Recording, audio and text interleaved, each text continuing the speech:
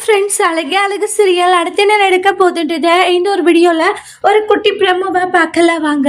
இங்கே வந்து ரொம்பவே ஷாக் ஆகுறாங்க ரேவதி. ஏன்னா தங்கராஜ் பார்த்தீங்கன்னா அவங்களுடைய அம்மா கிட்ட வந்து பேசிட்டு இருப்பாங்க. அம்மா, அந்த மதிக்கு வேலை போனதுக்கு காரணமே வந்து நான் தான் போய் ப்ரொபோசர் கிட்ட பேசி வேலை இல்லாமல் பண்ண, அந்த வேலை இருக்கிற அதிகாரத்தில் தான் தேவையில்லாமல் அவள் பண்ணிட்டு இருக்கா அப்படின்ட்டு பேசிட்டு இருப்பாங்க. அதே மாதிரி சுரேஷ்க்கும் கால் பண்ணி பேசிட்டு இருப்பாங்க. இவங்க பேசிட்டு இருக்கிறத கேட்டுட்டு பயங்கர ஷாக் ஆகுறாங்க ரேவதி.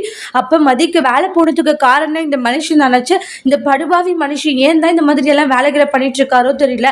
தேவையில்லாம வேலைகளை பண்ணாதீங்கன்னு பல முறை சொன்னாலுமே காதுல போட்டுக்காம இப்ப மதியோட வேலை போறதுக்கு காரணம் அவரே இருந்துட்டாரேன்ட்டாங்க. இவரை என்ன பண்றதுன்னு தெரியல அப்படின்ட்டு ரொம்பவே ஃபீல் பண்ணிட்டு இருக்காங்க. இது என்னால ஏத்துக்கவே முடியலையே அப்படின்ட்டு ரொம்ப ரொம்ப கவலையில இருந்துட்டு இருக்காங்க.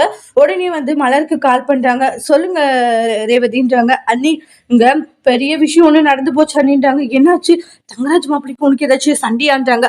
அதெல்லாம் ஒன்னும் இல்லை அண்ணின்றாங்க. வேற என்னன்றாங்க. மதிக்கு வேலை போச்சுல. ஆமா, அவ இப்ப கூட ரொம்ப எமோஷனலா ஃபீல் பண்ணிட்டு போனா. யார் என்னதான் கண்டுபிடிக்கிறா, சும்மா விட மாட்டேன்ற மாதிரி சொல்லிட்டு போனா. அண்ணி, அது என் புருஷன் பண்ண வேலை தான் அண்ணின்றாங்க. மலர் ஷாக் ஆகுறாங்க. என்ன ரேவதி சொல்லிட்டு இருக்க அப்படின்றாங்க. ஆமா, நீ இப்பதான் சுரேஷ்க்கு கால் பண்ணி சொல்லிட்டு இருந்தாரு. சுரேஷ்குமார் தெரியாது இப்பதான் சுரேஷ் கிட்ட சொல்லியிருக்காரு அப்படின்றாங்க. என்னால இதை கேட்ட உடனே என்னால என்ன சொல்றதுன்னே தெரியல. சே, ஏன் வந்து தங்கராஜ் அண்ணா அப்படி பண்ணிட்டு இருக்காரு? பாவம் மதி வேலை போன வருத்தத்துல எவ்வளவு ஃபீல் பண்ணிட்டு இருக்கா தெரியுமான்றாங்க. ஆனா இந்த விஷயத்துல என் புருஷன் சம்மந்தப்பட்டிருக்காருன்னு தெரிஞ்சிச்சுன்னா மதி உண்டு இல்லைன்னு பண்ணிடுவாள். கண்டிப்பா ரேவதி, மதி உண்டு இல்லைன்னு பண்ணிடுவா. அவ கண்டுபிடிச்சிடல. தங்கராஜ் அண்ணனுக்கும் அவளுக்கு என்ன பிரச்சனை வரப்போதோ தெரியலன்னு சொல்லி பேசிட்டு இருக்காங்க.